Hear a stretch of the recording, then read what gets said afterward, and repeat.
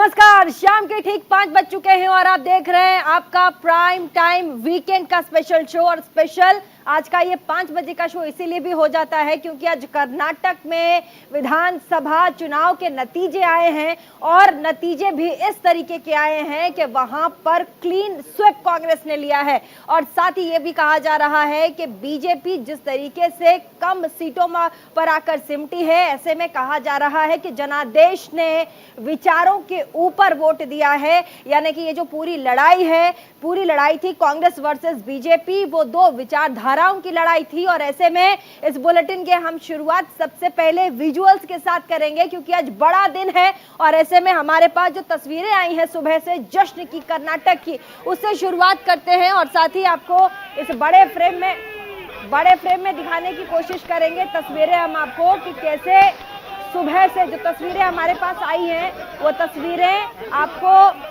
आपका मन मोह लेंगी। और मैं आपको बता दूं कि कांग्रेस में जश्न का माहौल है। और साथ ही हम आपको बता दें कि जिस तरह से सुबह से अचानक लगातार तस्वीरें आ रही थी कांग्रेस की जीत की, और ऐसे में बम्पर वोटिंग, बम्पर जीत, और ऐसे में कहा जा रहा है कि इस जीत के पीछे तमाम वो छोटे से छोटे कार्यकर्ता कांग्रेस के और साथ ही कांग्रेस के आला बड़े नेता जिन्होंने जी जान झोंक दिया। हालांकि ये भी कहा जा रहा है कि 38 साल का ये ट्रेंड है, कर्नाटक हर साल अपना ट्रेंड बदलती है।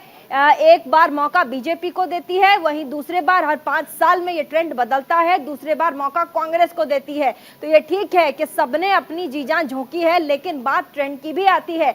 लेकिन इन तस्वीरों को देखकर जैसे जैसे समय बीतता गया, रुझान और आंकड़े साफ होते गए, वैसे वैसे तस्वीरें सामने आती गई। और तस्वीरों में देखिए आप, क्लीन स्वीप के बाद कांग्रेस हेडक्वार्टर में जिस तरीके से लोग नाचते गाते झूमते नजर आ रहे हैं, ऐसे में ये अपने आप में संदेश दिया जा रहा है कि 2024 के लिए कांग्रेस भी तैयार है। साथ ही सिद्धारमैया की तरफ से, मल्लिकार्जुन खड़गे की तरफ से लगातार ये खबरें आ रही हैं कि उनका कहना है कि 2024 में हमने इस बार विधानसभा चुनाव जिस तरीके से लड़ा है, 2024 के लिए बीजेपी के अगेंस्ट ऐसे ही चुनाव प्रचार किया जाएगा और मैदान में कूदकर 2024 भी जीत लेंगे। साथ ही अब तो ये भी कहा जा रहा है कि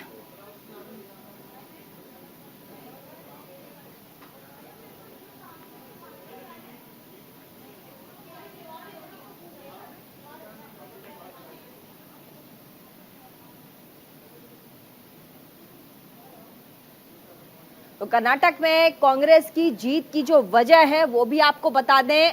अपने सूबे में खड़गे का जो प्रचार है वो लगातार रहा, कई सारे कारण रहे जिसकी वजह से कर्नाटक में कांग्रेस की ये भारी जीत हुई है। प्रचार में तीनों ही गांधी शामिल हो गए थे, जैसे सोनिया गांधी, राहुल गांधी और साथ ही प्रियंका गांधी। ऐसे में सीधा राहुल और प्रियंका ने वोटर से सीधा संपर्क साधा था। यह भी जीत की वजह, कर्नाटक में कांग्रेस की जीत की वजह के कई कारण बताए जा रहे हैं।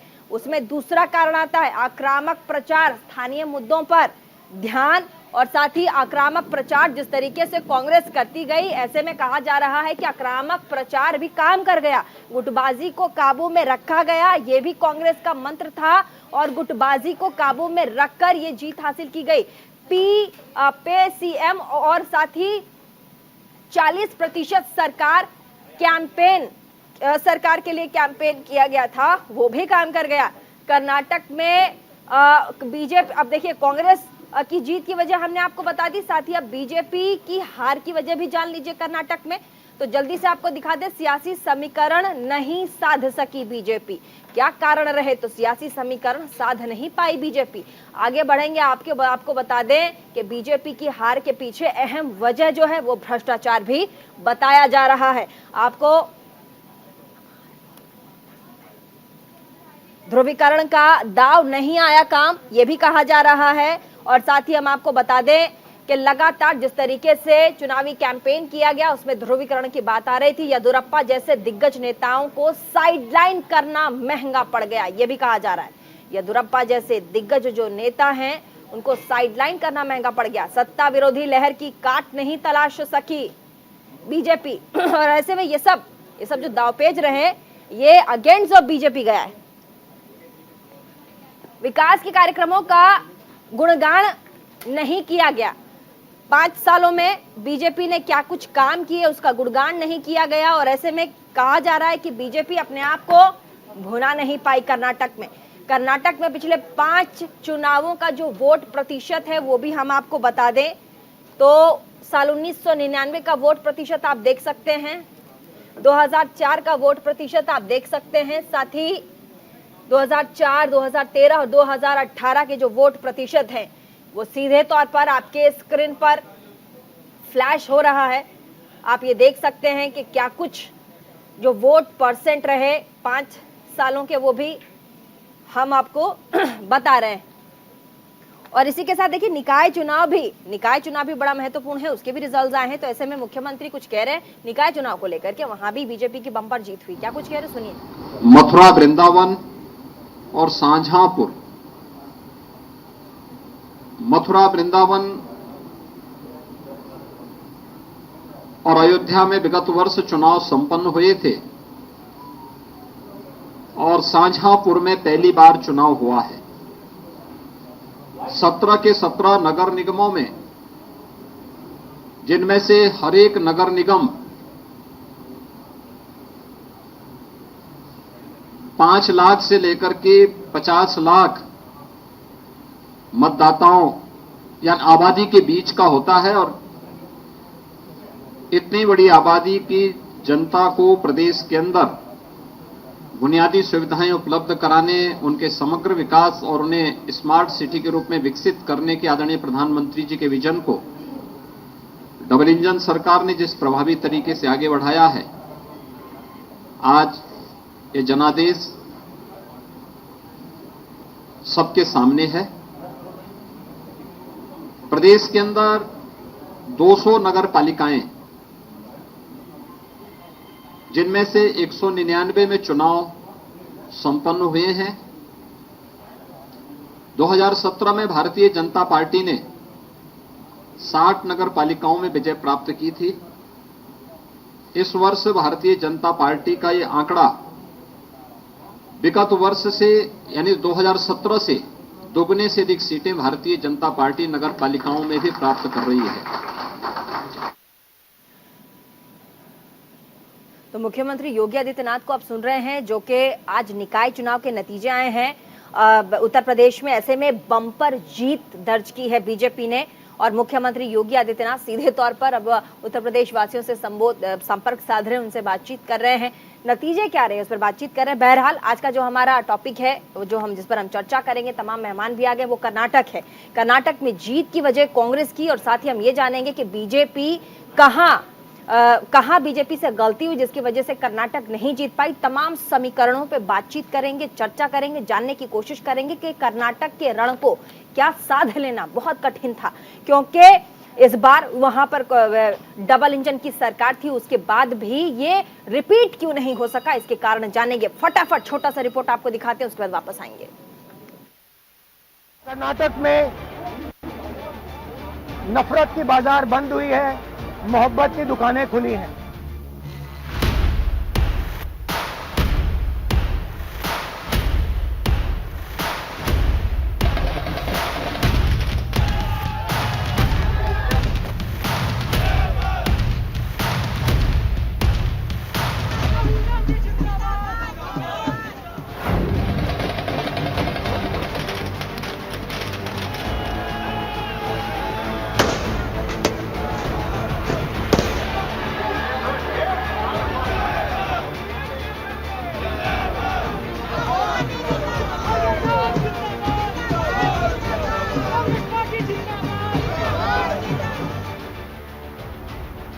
कर्नाटका दक्षिण भारत का वो राज्य जहां पर सन 1985 के बाद अब तक कोई सरकार रिपीट नहीं हो पाई है।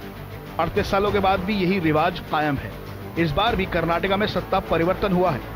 कर्नाटका में कांग्रेस को जनता का समर्थन मिला है, तो वहीं बीजेपी इस बार अपने गढ़ को बचाने में नाकामयाब साबित हुई। कर्नाटक में 224 विधानसभा चुनाव के नतीजे आ चुके हैं। कर्नाटक की जनता ने इस बार कांग्रेस पर भरोसा जताया है और बीजेपी को सत्ता से बाहर का रास्ता दिखाया। दक्षिण भारत के अपने दुर्ग को बचाने के लिए बीजेपी ने किसी तरह की कसर नहीं छोड़ी थी।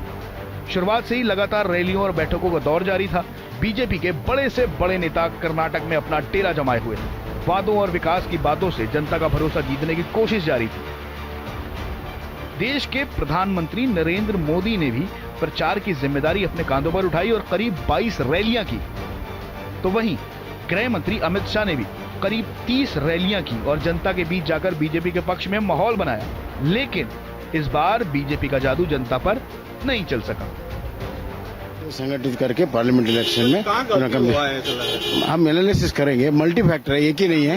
मोदी जी भी थोड़ा वो तो भरपूर कोशिश किया है, लेकिन कहीं ना कहीं हमारी जो शुरुआत थी तैयारी का, वो कांग्रेस हमसे पहले किया था, वो एक बहुत बड़ा वजह है। Victory and defeat are not new to Bharatiya Janata Party. Started with only 2 seats. BJP has grown to form the government in the state on its own strength. Party workers need not to be panicked by these results. Although the BJP government under the leadership of the popular Prime Minister Shri Narendra Modi ji has given a pro-development administration in the state, we have lost the election. We will introspect about the party's setback. We will give all cooperation for the development of the state. I respectfully accept this verdict. अपने 5 वादों के साथ कर्नाटक के मैदान में उतरी कांग्रेस को इस बार कर्नाटक की सत्ता की चाबी मिली है, जिसके बाद कांग्रेस में जश्न का माहौल है। कर्नाटक में कांग्रेस ने अपनी पूरी ताकत झोंकी। शुरुआत से ही कांग्रेस के अध्यक्ष मल्लिकार्जुन खड़गे मोर्चा संभालते दिखे, लेकिन बीजेपी ने भी कई मुद्दों पर कांग्रेस को घेरा। कांग्रेस को बजरंगबली का विरोधी तक बताया, जिसके बाद कांग्रेस को झटका लगता हुआ दिखाई दिया। लेकिन उसके बाद राहुल गांधी और प्रियंका गांधी वाड्रा ने कांग्रेस की कमान अपने हाथों में ली और रोड शो के जरिए जनता से सीधा संपर्क साधा। वहीं लंबे समय के बाद कांग्रेस की पूर्व अध्यक्ष सोनिया गांधी ने भी चुनावी रैलियों को संबोधित किया और कांग्रेस के पक्ष में माहौल बनाया, जिसका फायदा कांग्रेस को मिला और कांग्रेस के हाथ में सत्ता की कमान आई, जिसके बाद से कांग्रेस में खुशी का माहौल है। कर्नाटक में नफरत की बाजार बंद हुई है, मोहब्बत की दुकानें खुली हैं। ये सबकी जीत है। सबसे पहले ये कर्नाटक की जनता की जीत है। हमने चुनाव में कर्नाटक की जनता से, गरीब जनता से 5 वायदे किए थे। मैंने अपने भाषण में कहा, खारगे जी ने भाषण में कहा, सब नेताओं ने भाषण में कहा था कि हमारे 5 वायदे हैं। हम इन वायदों को पहले दिन पहली कैबिनेट मीटिंग में पूरा करेंगे। मैं फिर से कर्नाटक की जनता को दिल से बधाई देना चाहता हूं, धन्यवाद देना चाहता हूं। मैं आज का चुनाव और आज का जीत, ये जनता का जीत है और जनता ने हमको जिताया है और जनता ने एक भ्रष्ट सरकार को डिफीट दिया है, उनको हराया है। तो इसीलिए मुझे बड़ी खुशी होती है कि ये जो कलेक्टिव लीडरशिप में हमने इलेक्शन लड़ा और इसको फल मिला। कर्नाटका में जीत के लिए कांग्रेस राहुल गांधी की भारत जोड़ो यात्रा को बेहद अहम मान रही है। कांग्रेस का कहना है कि राहुल की यात्रा को दक्षिण में जनता का काफी सपोर्ट मिला था, तो वहीं बीजेपी के वादे और इरादे जनता को रास नहीं आए। ऐसे में कहा यही जा रहा है कि कर्नाटका में राज तो बदला, लेकिन रिवाज वही कायम रहा। Bureau report, news India. तो कर्नाटका में राज बदल गया, रिवाज वही है। हमारे साथ आज कर्नाटक के इस डिबेट में चर्चा करने के लिए कई मेहमान जुड़ गए हैं। सबसे पहले स्वागत डॉक्टर हामिद हुसैन, प्रवक्ता कांग्रेस के, बहुत बहुत स्वागत। यासिर जिलानी, प्रवक्ता भाजपा के, हमारे साथ बहुत बहुत स्वागत। साथ ही अश्विनी विश्वा, राजनीतिक विश्लेषक, स्टूडियो में बहुत बहुत स्वागत। श्याम सुंदर, वरिष्ठ पत्रकार, बहुत बहुत स्वागत। केपी मल्लिक, वरिष्ठ पत्रकार, बहुत बहुत स्वागत। राहुल लाल, राजनीतिक विश्लेषक, स्टूडियो में बहुत बहुत स्वागत। साथ ही हमारे साथ सैयद जवाद, राजनीतिक विश्लेषक, हमारे साथ स्टूडियो में बहुत बहुत स्वागत। आप सभी का बहुत बहुत स्वागत न्यूज इंडिया 24x7 के प्लेटफॉर्म में। और डॉक्टर हामिद हुसैन, प्रवक्ता हैं कांग्रेस के, आपको सबसे पहले बहुत बहुत बधाई। और साथ ही हामिद हुसैन जी शायद हमारे साथ अभी जुड़े नहीं हैं, इसलिए सबसे पहला सवाल प्रवक्ता यासिर जिलानी से, भाजपा के प्रवक्ता हैं। यासिर जिलानी जी, हार के क्या कारण रहे और आप जो ये है मार्जिन है वो भी देखिए बहुत ज्यादा है, मतलब बहुत कम नहीं है कि बहुत कम मार्जिन से आप लोग हारे रहे हो, बहुत ज्यादा मार्जिन है। और साथ ही आप ये देखिए कि पूरा का पूरा क्लीन स्वीप है। आपने कितने भी वादे किए हो, अपने आप को भुनाने की कोशिश की गई हो, लेकिन कमी कहाँ रही? अभी तक कुछ लगा कि कर्नाटक हम जीत सकते थे लेकिन आपके हाथों से निकल गया, या फिर आप लोग पहले से श्योर थे कि हम कर्नाटक हारने वाले हैं? देखिए, सबसे पहले तो लोकतंत्र की सबसे बड़ी खूबसूरती और सबसे बड़ी ताकत जो आज आप देख रहे हैं कि जब चुनाव होते हैं तो एक दल जीतता है और दूसरा दल हारता है। एक विचारधारा जीतती है, एक विचारधारा हारती है। और आज जनता जनार्दन होती है, कर्नाटक की जनता जनार्दन है, उसको मैं नमन करता हूं। जो फैसला उन्होंने किया है ये कर्नाटक की जनता का फैसला है और कांग्रेस को इस जीत और इस बढ़त के लिए बधाई है। लेकिन अब जमीन पे जो हकीकत है, जो कांग्रेस ने लोगों के साथ वायदा किया है, जो 5 वायदे उन्होंने आज भी राहुल गांधी ने जब अपनी पहली बाइट दी है तो रिपीट किया है, जबकि मुझे, आपको और तमाम जो लोग राजनीति में दिलचस्पी रखते हैं उन्हें राजस्थान के वक्त भी गंगा जल की कसम खाई थी कि मैं ये बधाई देना चाहती हूँ। और उन्होंने पूरे देश में आज ये संदेश दे दिया है कि जो राजनीति जनता चाहती है वो अपनी समस्याओं के समाधान की राजनीति चाहते हैं। अपने मुद्दों पर बात होनी चाहिए। हमारा पूरा प्रचार हिमाचल प्रदेश ने भी यही दिखाया। हमारा पूरा प्रचार यही रहा था कि जनता के मुद्दों पर हमें बात करनी चाहिए। वो मुद्दे हैं महंगाई, बेरोजगारी, भ्रष्टाचार। जनता विकास चाहती है और आज से दोनों हिमाचल प्रदेश और कर्नाटका ने इस देश को साबित कर दिया है कि ध्यान भटकाने वाली राजनीति अब नहीं चलेगी। कर्नाटका की जनता ने अपना ध्यान एकदम केंद्रित रखा, अपने मुद्दों पर रखा और ऐसा निर्णय लिया कि जो वहाँ पे जो भ्रष्ट सरकार थी उसको निकाला गया। तो सबसे पहले जैसे मैंने कहा उनको बहुत बहुत बधाई। फिर हमारे परमादरणीय कांग्रेस के अध्यक्ष जी खारगे जी और पूर्व अध्यक्ष जी श्री राहुल गांधी जी, उन्हीं के नेतृत्व में ये चुनाव लड़ा गया, उन्हीं की अगुवाई थी। भारत जोड़ो यात्रा में राहुल गांधी जी ने जो कर्नाटका से यात्रा निकाली उसमें जो 91 शायद या 91 से विधानसभा थी, उनमें से 75% जीती गई है कांग्रेस द्वारा। कांग्रेस अध्यक्ष जी ने मन बनाया कि कांग्रेस को जिताना ही है। 1 महीने से वे कर्नाटका में रहे, उन्हीं के नेतृत्व में पूरा संचालन हुआ। श्री सिद्धरामैया जी और श्री DK शिव कुमार जी को भी बहुत बहुत बधाई।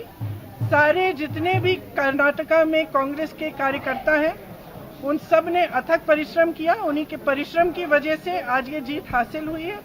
तो अब हम सबके दिल में यही बात होनी चाहिए कि एक बहुत बड़ी जिम्मेदारी है। हमने कुछ वादे किए हैं, कुछ गारंटीज दिए हैं जनता को, इनको पूरा करने के लिए हमें काम करना है और पूरी निष्ठा से जनता को ये दिखाना है कि एक अलग तरह की एक नई राजनीति इस देश में उभर सकती है, जो विकास की बात करे, जो जनता के मुद्दों पर आधारित हो। बहुत बहुत धन्यवाद। देश के अंदर एक आवाज होने लगी है, राहुल गांधी प्रधानमंत्री बनेंगे, कितना सहमत हैं? देखिए, जैसे मैंने कहा एक बहुत बड़ी जिम्मेदारी है। हम जनता के सामने गए कुछ गारंटीज लेकर, हमें उन्हें पूरा करना है। जनता के लिए हमें काम करना है और आगे जनता ही बताएगी क्या होगा। हमारे तमाम मेहमान जुड़े हुए हैं। यासिर जिलानी, प्रियंका गांधी कह रही हैं कि हिमाचल में हमने सेम मुद्दों पर चुनाव लड़ा, कर्नाटक में सेम मुद्दों पर चुनाव लड़ा और दोनों ही जगहों पर जीत कर आना ये अपने आप में दर्शाता है कि जो जनादेश है वो बदलाव चाहती है, जो जनादेश है वो आम जनता के मुद्दों पर वोट देना चाहती है। अब जिलानी साहब देखिए, मैंने अपनी बात जब शुरुआत करी थी तो मैंने जनता जनार्दन को नमन किया है। जनता जनार्दन होती है और जनता ने दिखा दिया कर्नाटका के चुनाव में कि उसने एक तय कर लिया था, एक बदलाव के लिए वोट किया और कांग्रेस ने अच्छी बढ़त बनाई। लेकिन कांग्रेस के सामने चुनौतियां बहुत बड़ी हैं। कांग्रेस ने जो वायदा राजस्थान के वक्त किया था और वो वायदा पूरा नहीं किया था। गंगा जल की कसम खाई थी कांग्रेस के नेताओं ने, लेकिन उनके कार्यक्रम नीचे तक क्रियान्वित नहीं हुए। अब 5 वादे जो हैं, जो पहले कैबिनेट की बात कर रहे हैं, क्योंकि उस पर आपकी भी नजर होगी, हमारी भी नजर होगी और तमाम भारत के लोगों की नजर होगी कि उन्होंने जो पहली कैबिनेट में राहुल गांधी ने आज आके जो वक्तव्य दिया है कि वो 5 वायदे पूरे होते हैं या नहीं। जनता जो उनकी बातों को यकीन करके कर्नाटका की जनता ने उनपे जो विश्वास किया है उस पे वो खरे उतरते हैं कि नहीं। श्याम सुंदर जी वरिष्ठ पत्रकार हमारे साथ हैं। श्याम सुंदर जी वरिष्ठ पत्रकार हमारे साथ है। केपी मलिक जी भी हमारे साथ हैं। मैं जानना चाहूंगी श्याम सुंदर जी से, कर्नाटक की इस जीत को कैसे देखा जाए? कर्नाटक की इस जीत के पीछे का समीकरण क्या रहा है? समीकरण का सवाल है तो समीकरण पर तो तमाम पार्टियों के भीतर चर्चा होगी। बीजेपी में ज्यादा होगी क्योंकि वो चुनाव हारे हैं और बीजेपी चुनाव जीते या हारे वो मंथन करते हैं, उस पर उनकी परंपरा है। वो इस बार उनको ज्यादा करनी पड़ेगी क्योंकि जो दक्षिण भारत का उनका दरवाजा था वो बंद हो गया नजर आ रहा है। तो चिंता का सबब है उनके लिए। लेकिन इस चुनाव को अगर देखें तो आज का दिन कांग्रेस के लिए खुशी का दिन है, बड़ा दिन है। 2 बातें इससे जो बाकी बातें तो हैं ही किसी भी चुनाव नतीजे से जुड़ी हुई जो होती है, लेकिन 2 बातें। एक बात कि भारत जोड़ो यात्रा जब राहुल गांधी कर रहे थे तो कांग्रेस के भीतर भी कुछ लोग दबी जबान उनकी आलोचना कर रहे थे कि प्लानिंग ठीक नहीं है। गुजरात में चुनाव हो रहा है, वो कर्नाटक में घूम रहे हैं। मुझे लगता है कि उन लोगों को अब ये भरोसा हो रहा होगा कि राहुल गांधी की भारत जोड़ो यात्रा गुजरात जाती तो भी शायद वहां कांग्रेस का जीतना संभव नहीं था, लेकिन कर्नाटक में उसका एक पॉजिटिव असर पड़ा है भारत जोड़ो यात्रा का। तो कांग्रेस पर लोगों का विश्वास बढ़ रहा है ये तो पता नहीं, लेकिन राहुल गांधी की लीडरशिप पर थोड़ा बहुत भरोसा कांग्रेस के भीतर जरूर बढ़ेगा, मुझे ऐसा लगता है इस चुनाव के बाद। और दूसरा ये है कि जिस तरह से कर्नाटक में कांग्रेस के तमाम नेताओं को एक मंच पर लाने में कामयाब रही पार्टी, ये एक उदाहरण होगा आने वाले चुनावों में, चाहे वो मध्य प्रदेश हो, चाहे वो छत्तीसगढ़ हो या राजस्थान हो, जहां पर एक से ज्यादा बड़े नेता कांग्रेस के पास हैं। अगर कांग्रेस सीखती है इस चुनाव से, और उसके अलावा जिस तरह से आपने देखा होगा कि मध्य प्रदेश में भी एक विजन डॉक्यूमेंट जैसी चीज कांग्रेस ने पहले ही अनाउंस कर दी है कर्नाटक की तर्ज पर ही। तो कांग्रेस कुछ बड़ी खबर आ गई हमारे पास, लेना पड़ेगा, बड़ी खबर की ओर जाना पड़ेगा। जो बड़ी खबर आपको बता दें, कर्नाटक में कांग्रेस की प्रचंड जीत हुई है। प्रचंड जीत कांग्रेस की कर्नाटक में। कांग्रेस ने 114 का जादुई जो आंकड़ा है वो छू लिया है।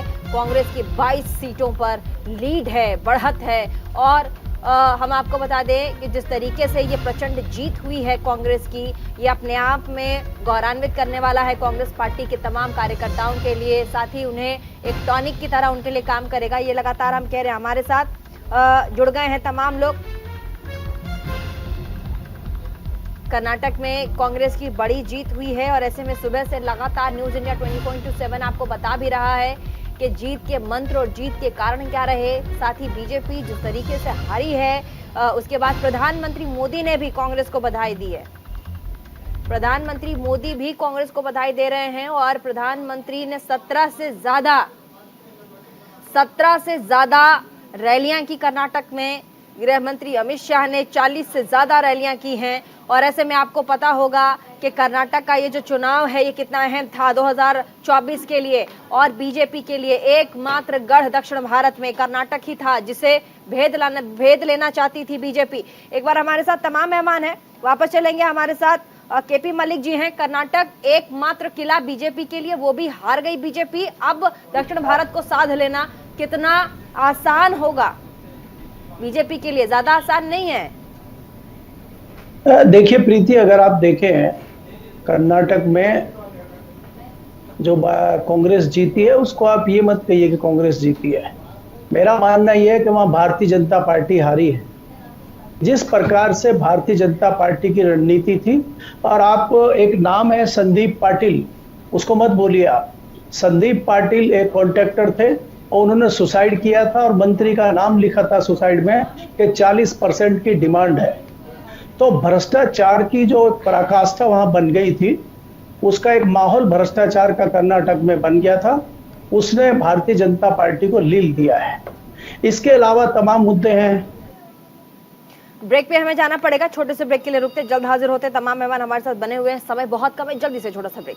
तो चलिए ब्रेक के बाद एक बार फिर से स्वागत आप सभी का। समय बहुत कम है, जल्दी से अपने मेहमान के पास चलते हैं। डॉक्टर हामिद हुसैन, प्रवक्ता कांग्रेस के, बहुत देर से हाथ उठा रहे थे, जुड़ गए हैं। हामिद हुसैन जी, जल्दी से अपनी बात रखिएगा, कुछ कहना चाह रहे थे आप, जल्दी से। हामिद हुसैन जी, सबसे पहले आपको बहुत बहुत शुभकामनाएं कर्नाटक में जीत के लिए।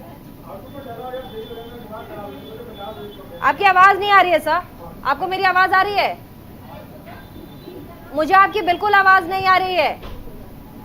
राहुल लाल जी, कर्नाटक की इस जीत को कैसे देखा जाए 2024 के लिहाज से? साथ ही अब 4 राज्यों में कांग्रेस की सरकार बन गई है, आने वाले 3 राज्यों में अभी और चुनाव होने, जिसमें राजस्थान, छत्तीसगढ़, मध्य प्रदेश। देखिए, ये चुनाव केवल ऐसा नहीं कि बहुत सारे लोग इसे कर्नाटक का ही चुनाव मान रहे हैं। सबसे महत्वपूर्ण चीज, बहुत जगह पे पहले अगर हम लोग देखें, कई जगह पे परिस्थितियां ऐसी होती थी कि एंटी इनकम्बेंसी फैक्टर होता था, लेकिन भारतीय जनता पार्टी से मुकाबले में कांग्रेस हार जाती थी। कांग्रेस ने अपने भीतर कई सारे बड़े सुधार किए हैं। और भारत जोड़ो यात्रा, जो राहुल गांधी के ऊपर आरोप लगते थे कि वो केवल पार्ट टाइम पॉलिटिशियन वाला काम करते हैं, उनका कोई और काम नहीं है, वो तो निकल जाते हैं, उन्होंने भारत जोड़ो यात्रा के बाद जो संदेश दिए कि नफरत को मिटाना है, आर्थिक मुद्दे, जो आर्थिक असमानता के मामले उनको हटाना है, वो संदेश बड़े प्रभावशाली थे। और इस कारण से कि आप जब जाते हैं, जनता का आपका समर्थन मिलता है, तो पार्टी के लोगों को एकजुट होना पड़ता है। हाँ। और ये कारण था कि डीके शिव कुमार और सिद्धारमैया दोनों अलग अलग थे, काफी गुटबंदी थी, लेकिन जब 21 दिन तक भारत जोड़ो यात्रा वहां चली तो उन्हें समझ में आ गया कि अब इसके अतिरिक्त उनके पास कोई विकल्प नहीं है, वो मिल गए। मैं कह रहा हूं, इसका सबसे बड़ा प्रभाव आपको राजस्थान में देखने के लिए मिलेगा, जहां भी सचिन पायलट अपनी अलग डफली बजा रहे थे, उनके ऊपर सोचिए कितना ज्यादा दबाव होगा कि अब वो फिर से पार्टी के अनुशासन के लाइन में आ जाए। और मैं आपको डंके की चोट पे एक चीज कह रहा हूं, ये असर जो हम लोग पूछ रहे हैं, अभी सबसे पहले हम लोग को मध्य प्रदेश में हम लोगों को दिखेगा। बीजेपी के आंतरिक रिपोर्ट में जब भारत जोड़ो यात्रा संपन्न हुई थी, 2 राज्यों में बीजेपी ने अपने आंतरिक रिपोर्ट में मानी थी कि एक तरह से कर्नाटक में सत्ता परिवर्तन होगा, जो आज हम लोग देख रहे हैं, और मध्य प्रदेश का उन्होंने मुहर लगाया। ठीक है, अश्विनी जी क्या सोचते हैं इस बारे में? इसका सही जवाब जल्दी से। ठीक है, जल्दी से, सत्ता बदलते बहुत सारे लोग, इसलिए जल्दी अपनी बात रखें। अश्विनी जी, जल्दी से अपनी बात रखें। प्रीति जी, मैं कांग्रेस को बहुत मुबारकबाद देता हूं कर्नाटक चुनाव जीतने के लिए। और मुझे लगता है चारों गांधी जी ने बहुत मेहनत की है, राहुल गांधी, प्रियंका गांधी, सोनिया गांधी और महात्मा गांधी। कर्नाटक में बहुत अच्छी तरीके से चारों लोगों ने अच्छे से मेहनत की है। और महात्मा गांधी मुझे लगता है बहुत चले हैं। हालांकि कांग्रेस की जो जीत है, वो अभी हमारे त्यागी जी बिल्कुल सही कह रहे थे, वो एक्चुअली में कांग्रेस की जीत नहीं है, क्योंकि मूलभूत सिद्धांतों की जीत नहीं थी। वहां पर जो लोकल इश्यूज थे, भारतीय जनता पार्टी की हार थी। आप देखें ओल्ड मैसूर का आप रिजल्ट देखें, जहां पर पूरा वोट बैंक पॉलिटिक्स है, जहां जेडीएस का गढ़ था, वो जेडीएस का गढ़ कांग्रेस को ध्वस्त करके वहां पर 42 सीट निकाला हुआ है, जहां पर जेडीएस कम से कम 30-35 सीट निकालता था। तो जो कांग्रेस की जीत है, वो एक आइडियोलॉजी की जीत नहीं है, एक विचारधारा की जीत नहीं है। जो कर्नाटक में लोकल मुद्दे रहे हैं, कर्नाटक के जो लोकल इश्यूज रहे हैं, उसके कारण जनता ने बीजेपी को नकारा है। अब जब बीजेपी को नकारा है तो नेचुरल चॉइस कांग्रेस बनती है उनकी। जी ठीक है, सही जवाब। 35 सीटें बीजेपी, जो बीजेपी सही जवाब बोल रहे हैं, सही जवाब बोल रहे हैं, सही जवाब बोल रहे हैं, जल्दी से सही जवाब, सही जवाब, सही जवाब, सही जवाब, सही जवाब। बीजेपी भी अपनी सीटें हारी हैं, सही जवाब, सही जवाब, जल्दी से, जल्दी से। प्रीति, देखिए कर्नाटक तो झांकी है और दिल्ली की सत्ता अभी बाकी है। क्या हुआ है कि कर्नाटक की जनता ने जो नफरत का गोदाम था उसको ताला लगा दिया, और राहुल गांधी जी का जो मोहब्बत का हाथ था कर्नाटक की जनता ने उसको थाम लिया। अभी जो है आप देखेंगे मध्य प्रदेश, राजस्थान, छत्तीसगढ़, हरियाणा, जो मोहब्बत की आंधी राहुल गांधी है, वो नफरत के पेड़ों को और दरख्तों को उखाड़ फेंकेंगे, और देश के अंदर पूरी जगह, पूरे भारत में फिर से मोहब्बत की आंधी चलेगी। वो तो ठीक है मोहब्बत की बात, लेकिन 24 के लिए क्या मोहब्बत बांट पाएंगे? ठीक है, 24 के लिए मोहब्बत बांट पाएंगे? देखिए ये असर जो हुआ यार, मोहब्बत अपनी जगह, सबको बांट पाएंगे। लोकसभा चुनाव बहुत बड़ी चीज होती है, उसके लिए राहुल गांधी मोहब्बत बांट पाएंगे क्या? हमारे साथ लोकसभा में भी जनता कांग्रेस के प्रवक्ता हामिद हुसैन, लोकसभा के लिए क्या मोहब्बत की दुकान जो राहुल गांधी खोल रहे हैं, चला रहे हैं, उस मोहब्बत की दुकान की मिठाई खाने के लिए लोकसभा में भी लोग आएंगे? हामिद हुसैन जी है, बिल्कुल इसलिए आए हैं कि ये इलेक्शन जो था ये सिर्फ एंटी इनकम्बेंसी जो सिर्फ कर्नाटक गवर्नमेंट के खिलाफ नहीं था बल्कि सेंट्रल गवर्नमेंट के खिलाफ भी था। मोदी जी 19 रैलियां किए, बहुत सारे मीटिंग किए, 167 असेंबली सर आप 5 लोकल मुद्दे गिना दीजिए जो एंटी इनकम्बेंसी के अलावा कांग्रेस के प्रॉमिस थे जिसपे आपको लगता है वहां पोलिंग हुई होगी। आपका नंदिनी का जो मुद्दा था वो सिर्फ ओल्ड मैसूर तक सीमित था, जितने भी वहाँ के किसान थे वहाँ पर सीमित थे। बाकी आपने जो भी प्रॉमिस किए, चाहे वो वीट का प्रॉमिस किया हो, चाहे वीट का प्रॉमिस किया हो आपने, चाहे आपने सिलेंडर का प्रॉमिस किया हो, सब बीजेपी के मुद्दे आपने जो है, जो बीजेपी ने कहा आपने उसको उठाकर के अपने मैनिफेस्टो में डाल दिया। आप गिनाइए ना, आप वो 5 बातें गिनाइए जिसमें आपको लगता है आप मोहब्बत की दुकान की बात कर रहे हैं। कौन सी मोहब्बत की दुकान? हमने देखा है भारत जोड़ो यात्रा में 3 शादियों को लेकर आप चलते रहे, मां शक्ति का अपमान किया। कैसी बात कर रहे हैं आप? कौन सी मोहब्बत की दुकान की बात कर रहे हैं आप गिनाए 5 बातें, कोई 5 बातें गिनाए आपने। आराम से पूरा मणिपुर जल रहा था, अमित शाह ने अपनी 2 रैलियां कैंसिल की और मणिपुर में गए। क्या बात कर रहे हो? कौन सी मोहब्बत की बात कर रहे हो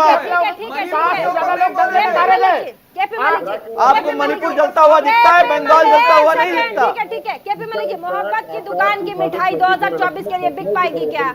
मोहब्बत की दुकान की मिठाई 2024 के लिए बिक पाएगी क्या केपी मलिक जी? देखिए प्रीति, इसमें कोई दो राय नहीं है कि कांग्रेस ने बढ़त हासिल की है, लेकिन मेरा मानना यह है कि कर्नाटक में जिस तरह के हालात थे वहां पे कांग्रेस जीती। अभी कांग्रेस के लिए अन्य राज्यों में बहुत बड़ी चुनौती है और कांग्रेस को आत्ममुग्ध नहीं होना चाहिए। बिल्कुल जिस प्रकार से आप देखेंगे कि कांग्रेस में लोकल मुद्दों पर फोकस किया है और भारतीय जनता पार्टी ने नेशनल मुद्दे गिनाए हैं, कहीं ना कहीं उसी फेर में भारतीय जनता पार्टी हारी है। मैंने आपको कुछ उदाहरण आपको बताए कि जिस प्रकार से जल्दी से ये सवाल में यासिर जिलानी प्रवक्ता है बीजेपी के, केपी मलिक जी ने कहा कि जो वहाँ कर्नाटक की जो कांग्रेस पार्टी थी, कर्नाटक के लोकल मुद्दे को गिना रही थी बार बार अपनी रैलियों में, लेकिन बीजेपी नेशनल मुद्दों पर वोट मांगने की कोशिश कर रही थी। क्या ये वजह भी बीजेपी के हार के कारण रहे? यासिर जिलानी जल्दी से। प्रीति जी देखिए, मैं केपी मलिक जी जो बात कह रहे हैं वही तो हमारे आत्मचिंतन और मंथन की वजह अभी बनेगी। इस पे चर्चा होगी इंटरनल, बहुत सारी अभी जो क्यों हारे हम, कैसे हारे, की जिम्मेदारी यासिर भाई किसकी होगी? क्योंकि जब वो तो जिम्मेदारी जो होती है वो राहुल गांधी जी के सर पे मंड दिया जाता है, तो यहाँ पे हार की जिम्मेदारी कौन लेगा? माननीय प्रधानमंत्री जी लेंगे, अमित शाह जी लेंगे, जेपी नड्डा जी लेंगे, क्योंकि एक तरफ तो खड़गे जी हैं, राहुल गांधी है, प्रियंका गांधी, एक टीम तो ये है। सवाल का जवाब ठीक है, सवाल का जवाब ठीक है, जवाब ले लेते हैं। जिलानी साहब जवाब। अति उत्साह में है अभी इन्हीं के जवाब लेंगे प्लीज जवाब। उत्तर प्रदेश में हीरो आया है अंडा, अभी लोकल चुनाव हुए हैं, कांग्रेस अंडा है। मैं इससे आना नहीं चाहता, आज आपका दिन है कांग्रेस के प्रवक्ताओं का, कांग्रेस के नेताओं का। नगर निकाय के चुनाव अरे लोकसभा में भी आप एक साथ क्या बात कर रहे हो? उत्तर प्रदेश में जहां से खुद राहुल गांधी, सोनिया गांधी, प्रियंका गांधी वहां 0 लेके आ रहे हो और आप अपने आप को सफल बोल रहे हो, वो भी वहां पर जहां पर आपका कोई जनाधार नहीं है। कर्नाटक में लोकल इशू में चुनाव होता है हमेशा। आप क्या बात कर रहे हो? कैसी बात कर रहे हो आप? जहां के राहुल गांधी खुद अमेठी सीट हार बैठे हैं, सोनिया गांधी, राहुल गांधी, प्रियंका गांधी तीनों यहाँ उत्तर प्रदेश के जहां आपका अंडा आता है और आप बोल रहे हो तमाम राज्यों में लोकसभा चुनाव। राहुल भाई ठीक है ऑपरेशन लोटस अरे आप लोगों का दिन हो गया, आप लोगों का दिन है तो आप लोगों का दिन है तो इतना ज्यादा मत बोलिए। राहुल लाल जी एक बात बताइए, लोकल मुद्दे वर्सेस नेशनल मुद्दे, क्या ये राज्य में हर बार अगर कोई पार्टी समझ नहीं पाती है कि राज्य का मुद्दा है, लोकल मुद्दे पर बात करते हैं, नेशनल मुद्दे पे नहीं, तो उसे शिकस्त खानी पड़ेगी? ये समझना बहुत जरूरी है, जल्दी से समझाइएगा राहुल लाल जी। देखिए ये बात तो सही है, लेकिन मैं कह रहा हूँ कि प्रधानमंत्री जी को तो इसमें पूर्व में सफलता मिलती थी ना। वो एक तरह से लोकल मुद्दों को छोड़ के हर बार जो है कि वो राष्ट्रीय मुद्दे विधानसभा में जा के थोप देते थे, जनता फिर भी स्वीकार करती थी। तो यासिर जिलानी जी को मानना पड़ेगा कि कहीं कहीं प्रधानमंत्री जी की अब वो वैसी चीजें नहीं रही कि वो जनता को कुछ भी कन्विंस कर दे और जनता कुछ भी मान ले। ये कर्नाटक की जनता ने सीधे जवाब दिया है। नहीं तो अमित शाह जी और तो आप कहना चाह रहे हैं जनता बेवकूफ है जो पहले मोदी जी कुछ भी बोल देते थे और जो है जनता बेवकूफ क्या बात कर रहे हो? जनता का सवाल उठा रहे हो। जिस जनता ने आपको जिताया है आप उसको बेवकूफ बोल रहे हो। टूट रही है। देखिए जो जनता आपको चुनाव जिता रही है आप उसको बेवकूफ बोल रहे हो और आपको जनाधार जिस जनता दिया उसको बेवकूफ बोल रहे हो।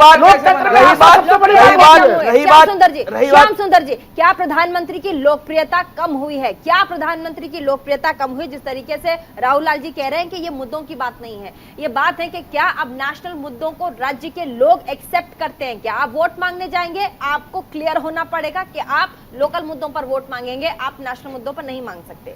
श्याम सुंदर जी, जहां तक कर्नाटक का सवाल है, कर्नाटक चुनाव में ये बात सही है कि कांग्रेस ने लोकल मुद्दों पर फोकस किया, बेरोजगारी पर फोकस किया, भ्रष्टाचार पर फोकस किया। आपको याद, बीजेपी ने 3 सिलेंडर मुफ्त देने की घोषणा की अपने घोषणा पत्र में। अगर महंगाई मुद्दा नहीं होता, अगर जैसा अभी बहुत सारे विश्लेषक ये कह रहे हैं कि हर चुनाव में महिलाओं की वोट जो है वो बहुत मायने रखती है, तो इस बात में कोई दो राय नहीं है कि महंगाई, बेरोजगारी और जो भ्रष्टाचार के आरोप थे भारतीय जनता पार्टी के ऊपर कर्नाटक में, वो बड़े मुद्दे रहे और कांग्रेस ने उनको सफलतापूर्वक उठाया।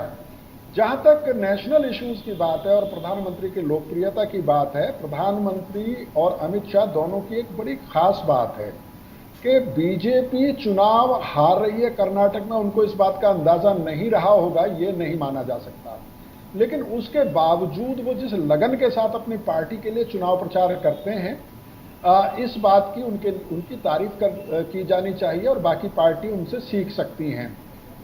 प्रधानमंत्री नरेंद्र मोदी की लोकप्रियता कितनी कम हुई है, इस चुनाव नतीजे से ये अनुमान नहीं लगाया जा सकता है।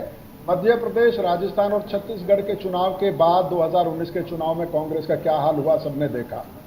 एक फर्क है कर्नाटक के चुनाव के सिलसिले में कि इससे पहले भारत जोड़ो यात्रा की राहुल गांधी ने, जमीन पर उतरे, लोगों के बीच में गए और लगातार उसके बाद वो जनता के मुद्दों पर बात कर रहे हैं। अगर राहुल गांधी लगातार इस तरह से जमीन पर जाते हैं, कांग्रेस में नई जान फूंकते हैं, तो ये कर्नाटक का चुनाव निश्चित तौर पर 2024 के लिए उनके काम आ सकता है। आप सोचिए कि कर्नाटक कितना विकसित राज्य है, भारत के विकसित राज्यों में आता है, हमारे जीडीपी में कितना तगड़ा योगदान है, लेकिन अगर वहां के लोग महंगाई को अगर मुद्दा मान रहे हैं, वहां के लोग अगर बेरोजगारी को मुद्दा मान रहे हैं, तो सोचिए कि जब ये चुनाव उत्तर भारत तक पहुंचेगा तो फिर स्थिति क्या होगी। तो ये हम लोग को ये चीज भी सोचना पड़ेगा। अगर वहां के लोग इससे प्रभावित हो सकते हैं महंगाई से, राहुल जी, मैं 10 साल कर्नाटका में रहा हूँ, 10 साल कर्नाटका में रहा हूँ, मैं बड़ी जिम्मेदारी के साथ कह रहा हूँ, मैं कर्नाटका से ही पढ़ाई किया हूँ, अपनी ग्रेजुएशन बहुत जिम्मेदारी के साथ कह सकता हूँ। मैं अभी वहाँ से आया, लोगों ने मुद्दा बताया कि भाई महंगाई और बेरोजगारी, इसको बड़ा मुद्दा बताया वहाँ के लोगों ने। काउंटर में कुछ कह रहे हैं, हाँ थोड़ा तेज बोलिए श्याम जी की आवाज बढ़ाइएगा। हाँ, आप खुद ही कह रहे हैं कि कर्नाटक का जो मतदाता है उसकी चेतना का स्तर ऊंचा है। हाँ। उत्तर भारत में शायद ये मुद्दे न बन पाए, ये भी ध्यान रखिएगा। हाँ। ठीक है, उत्तर भारत के लोगों का चेतना का स्तर ऊपर नहीं है। एक सेकंड, केपी मलिक जी, बार कर्नाटक में ये कहा जा रहा था, कई बार डिबेट हमने किया, आप मेरे डिबेट शो में आए थे, मैंने ये कहा था कि हमें एक बात ध्यान रखनी चाहिए कि कर्नाटक में जो वोटर्स हैं वो नॉर्थ इंडियन वोटर्स की तरह नहीं है, उसे एक जैसा ना समझा जाए। साउथ इंडियन वोटर्स और नॉर्थ इंडियन वोटर्स में जमीन आसमान का अंतर है। जल्दी से केपी मलिक जी। देखिए प्रीति, अगर आप देखें, सिलिकॉन वैली बेंगलोर को माना जाता था और वहां पे शिक्षा की कोई बात भारतीय जनता पार्टी ने करी, बेरोजगारी बढ़ी है, उस तरह का नुकसान हुआ है। दूसरा, एक बहुत बड़ा फोकस कांग्रेस ने महिलाओं पे किया, जिसको भारतीय जनता पार्टी ने छुआ नहीं। जिस प्रकार से प्रधानमंत्री बेटी बचाओ बेटी पढ़ाओ की बात करते थे और बजरंग दल के मुद्दे को हावी करने की कोशिश करी, Kerala story I, Kerala story में अगर वो बालिकाओं की बात करते हैं तो कुछ बालिकाएं दिल्ली में भी बैठी हैं, प्रधानमंत्री उस मुद्दे से बचते रहे। तो ये तमाम फैक्टर बने भारतीय जनता पार्टी की हार के कर्नाटक में, मुझे ऐसा लगता है। ठीक है, हमारे साथ हुसैन साहब है, बहुत देर से हाथ उठा रहे हैं। डॉक्टर हामिद हुसैन है, प्रवक्ता हैं कांग्रेस के। आपके यहाँ मुख्यमंत्री के चेहरे को लेकर, मुख्यमंत्री की सीट पर कौन बैठेगा, उस पर भी दो फाड़ है सर। अगर इस जीत को आप लोगों ने, जैसे कि कहा जा रहा है कि 3-4 लोग हैं जो मुख्यमंत्री का चेहरा हो सकते हैं और अभी 8 बजे मीटिंग भी होगी, अगर जल्दी से फैसला हो जाता है तब तो ठीक है, अगर नहीं हो पाता है तो यही जीत आप लोगों के लिए मिठास जो है वो खटास में भी बदल जाएगी। जल्दी से हुसैन साहब क्या कहेंगे इस पर? मैं 2 बातें कहना चाहूंगा। पहली बात, जानते हैं कि हमारा प्रक्रिया होती है, इस प्रक्रिया के आधार पे ही हम लोग तय करते हैं कि किसको चीफ मिनिस्टर बनना है। हाँ। आप जानते हैं सिद्धरामैया साहब बहुत काबिल आदमी है, उनका उनका पूरा योग्यता है और वो काफी एक्सपीरियंस आदमी है। हाँ। दूसरा शिव कुमार जी भी एक हम दावेदार माने जाते हैं और वो भी काबिल आदमी है। उनके लीडरशिप में, क्योंकि वो पीसीसी प्रेसिडेंट थे, उनके लीडरशिप में जीत हासिल हुई है। तो ये एक लेजिस्लेटिव पार्टी की मीटिंग बैठती है, लेजिस्लेटिव पार्टी में ऑब्जर्वर्स आते हैं सेंट्रल से, उसके बाद तय होना है कि किसको मुख्यमंत्री बनाना है। वो उसके बाद हाईकमान के कंसल्टेशन से ये बात तय होती है, ये आपको पता है।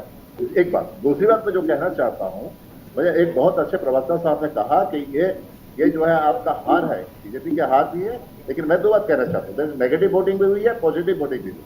कांग्रेस के पेपर में पॉजिटिव वोटिंग हुई है और जो बीजेपी के खिलाफ नेगेटिव वोटिंग हुई है, जो राष्ट्रीय स्तर में जो फेल्यूर हुए हैं, जो पब्लिक सेक्टर को बेचने की कोशिश हो रही है, अडानी इशू है, प्राइस राइज है, पेट्रोल के दाम बढ़ रहे हैं, ये नॉन परफॉर्मेंस है, विदेश नीति हमारा। सर, हिमाचल में सरकार बनने के अगले दिन आपने 3 रुपए पेट्रोल के दाम बढ़ाए, अगले दिन। तो किस पेट्रोल के दाम की बात कर रहे हो आप? ये हिमाचल प्रदेश में सरकार बनते ही आपने डीजल पेट्रोल के दाम बढ़ाए। कोई डिस्कस नहीं कर रहा है। Farmers 20% of farmer suicide cases मौज इन कर्नाटक। उसके बाद महिलाओं के लिए जो हमने, महिलाएं बहुत नाराज नहीं, महिलाओं से जो हमने 2000 रुपये हर माह देने की कोशिश की है, मैंने प्रॉमिस किया है, उसका फायदा हुआ है।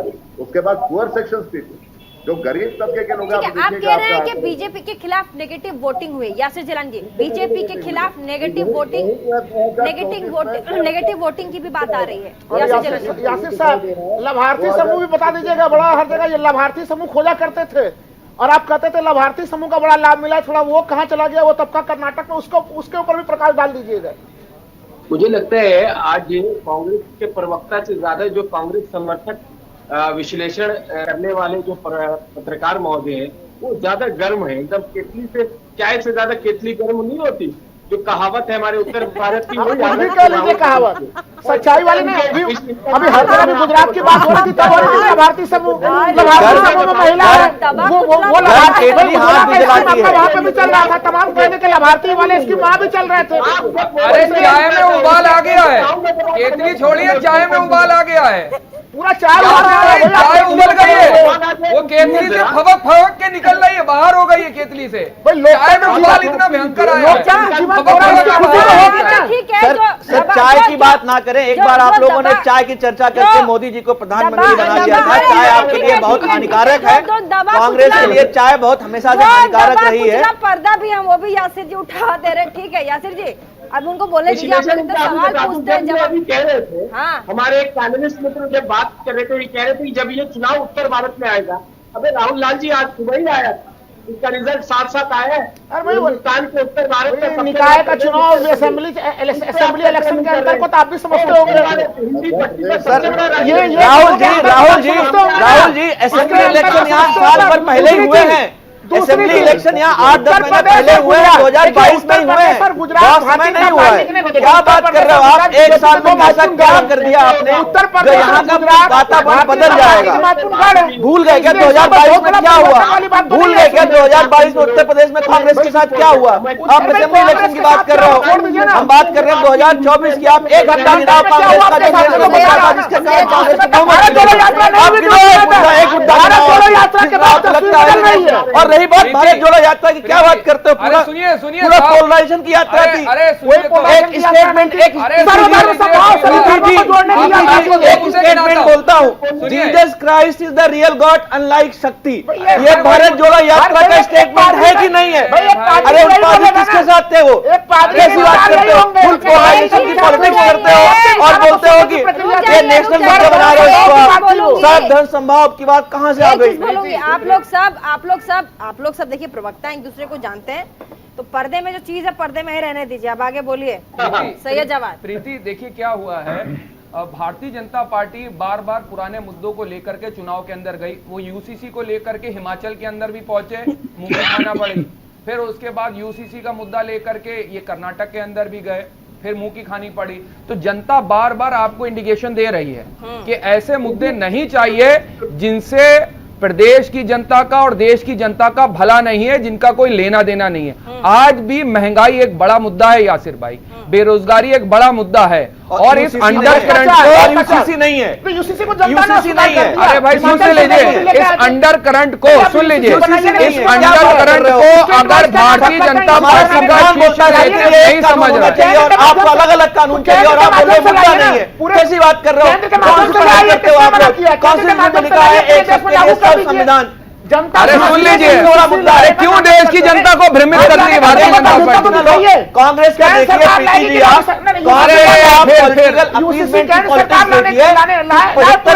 रिजर्वेशन प्रॉमिस करते हैं, अनकॉन्स्टिट्यूशनल रिजर्वेशन प्रॉमिस करते हैं। कहाँ कॉन्स्टिट्यूशन अभी कॉन्स्टिट्यूशन के ऊपर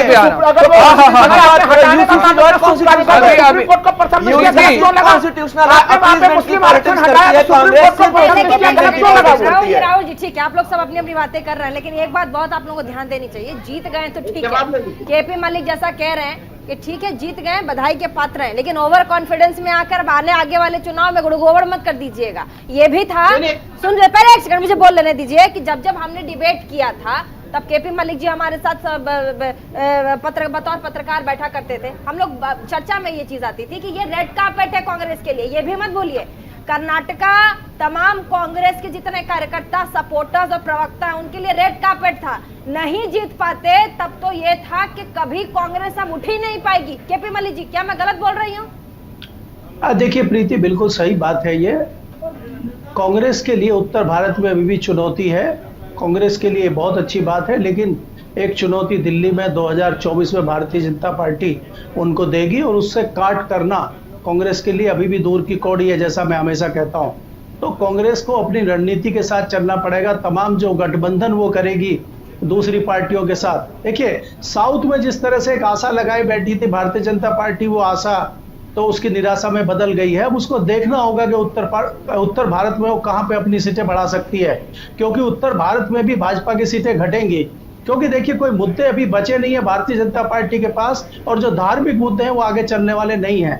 तो भारतीय जनता पार्टी क्या नया कुछ करती है वो देखना होगा। 2024 के लिए राम मंदिर का मुद्दा वो अभी से उठाने लगे थे, वो तो अमित शाह जी ने ये उठा दिया था कि 2024 में तो यासिर जिलानी।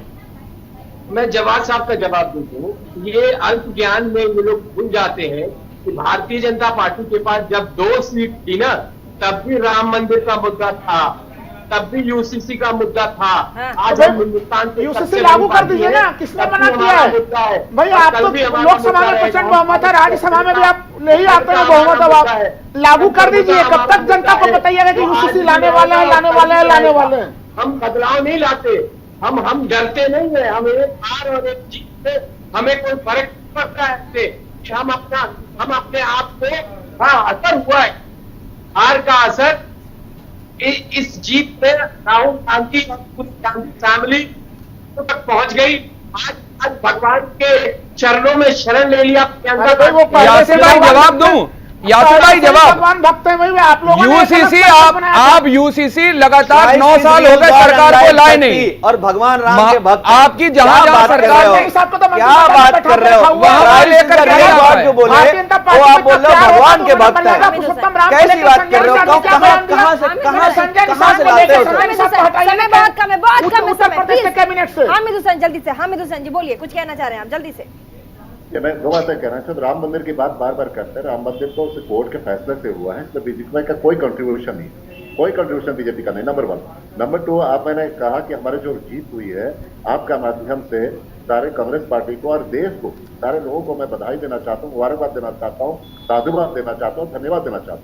फिर मैं ये समझता हूँ कि जो हमारी जीत हुई, हम नम्रता के साथ, कोई ओवर कॉन्फिडेंस नहीं, कोई अंडर कॉन्फिडेंस नहीं, हम प्रैग्मेटिक तरीके से हमको जाना पड़ेगा। चलिए अच्छा है, कम से कम बहुत ज्यादा ओवर कॉन्फिडेंट नहीं, अच्छी बात है। बिल्कुल सहमत हूँ सर, आपकी बातों से मैं सहमत हूँ। अश्विनी जी, हनुमान जी का नारा काम नहीं आया आप लोगों के लिए। हनुमान जी आप लोग भुनाने और लपक लेने का काम तो आप लोगों ने कर दिया कि बजरंग दल को बैन करेंगे, फटाक से बीजेपी ने लपक लिया, लेकिन भुना नहीं पाए। ये वहाँ की जनता कह रही है, जल्दी से जवाब। प्रीति जी, कांग्रेस की जो है हमेशा से रणनीति बहुत दोहरी मानसिकता की रही है। एक तरफ ये बजरंग दल को वहां बैन करने की बात करते हैं और वहीं बजरंग दल को राजस्थान में बैन क्यों नहीं करते, छत्तीसगढ़ में बैन क्यों नहीं करते? अगर आपको बजरंग दल से इतनी तकलीफ है तो बजरंग दल तो पूरा हिंदुस्तान में है, वरना देखिए समय नहीं बचेगा। मैं एक बात कहना चाहता हूं प्रीति जी, बड़ी जिम्मेदारी के साथ कहना चाहता हूं, ये चुनाव जो था बहुत लोकल चुनाव था। आप 2024 में देखिएगा कि 2024 में भारतीय जनता पार्टी कांग्रेस से कहीं ज्यादा सीट कर्नाटक में ही लेके और है राज्य, अभी भूलिए मत, अभी 2024 है थोड़ा टाइम। यासिर जिलानी साहब देखिए, मुझे लगता है कि ये बजरंग दल की भी बात आई, बजरंग दल को भी समझ 85-84 में बना हुआ संगठन उस वक्त के भारत में लोगों के साथ लोग खड़े होकर काम करता है। अगर लोगों की समस्याएं होती है तो भी कोई ऐसा बड़ा खेल खेलने की कोशिश। अरे भाई सांप्रदायिक संगठन है, अब तो कर्नाटक बजरंग दल कर्नाटक में बुरा, राजस्थान में अच्छा, अडानी राजस्थान में अच्छा, दिल्ली में बुरा। अरे क्या दोहरी राजनीति है यार, क्या दोहरी राजनीति की बात करते हो? अगर बजरंग दल ऐसा संगठन है बैन करो उसको, राजस्थान में बैन करो, छत्तीसगढ़ में बैन करो। समय नहीं है, प्लीज फाइनल कमेंट की तरफ जाना होगा। सबसे पहले शुरुआत श्याम सुंदर जी से, फिर केपी मलिक जी अपना फाइनल कमेंट देंगे। चलिए शुरुआत। देखिए प्रीति, जहां तक 2024 का सवाल है, कर्नाटक का चुनाव कितना रेलेवेंट होगा, भारतीय जनता पार्टी राम मंदिर का मुद्दा उठाएगी, बजरंग दल का मुद्दा उठाएगी, वो यूनिवर्सल सिविल कोड चाहते हैं, धारा 370। ये कोई हैरानी की बात नहीं है, ये उनके कोर एजेंडे का हिस्सा है। सवाल ये है कि कांग्रेस और बाकी जो विपक्षी दल हैं उनकी रणनीति क्या होगी, उनको समझना पड़ेगा कि उत्तर भारत में जाति आधारित जनगणना जैसे मुद्दे वो यहाँ काम कर सकते हैं, दक्षिण भारत में अलग मुद्दे होंगे, तो विपक्ष अपनी रणनीति पर काम करे तो ज्यादा बेहतर है। अगर बीजेपी के पिच पे खेलेगी तो हार जाएगी। ठीक है, KP Malik ji final comment. देखिए प्रीति, भारतीय जनता पार्टी के लिए जो मुद्दे हैं, जो पुराने मुद्दे हैं, उनमें भी मुश्किलात आएगी। अगर वो धारा 370 की बात करेंगे तो सतपाल मलिक भी दिल्ली में बैठे हुए हैं। इसके अलावा और बजरंग बल की बात करेंगे तो बजरंग पूनिया भी वहां पे बैठे हुए हैं। तो भारतीय जनता पार्टी के लिए 2024 में भी इन मुद्दों को उठाना आसान नहीं होगा। दूसरा, प्रधानमंत्री ने लगातार अपनी रैलियों में कहा है कि कांग्रेस जो है ताले में रखना चाहती है बजरंग बली को। दोनों से ठीक है, यासिर जिलानी जल्दी से अपनी बात, समय बहुत कम है मेरे पास। लोकसभा का चुनाव आएगा, कर्नाटक में कांग्रेस की परंपरागत जो व्यवस्था है 85% वाले करप्शन में वो गले तक हट जाएंगे और कर्नाटक में 25% लोकसभा की भारतीय जनता पार्टी जीतेगी। ये मैं आपको आज कह रहा हूँ और उस वक्त कल्पना कर लीजिए यासिर जी, कल्पना करने में कोई दिक्कत नहीं। Final comment Hamid Hussain. देखिए, मेरा ये कहना, देखिए कर्नाटक का सेंट्रल पोजीशन में है साउथ इंडिया का, इधर महाराष्ट्र है, उधर आंध्र है, उधर तमिलनाडु है, केरला है।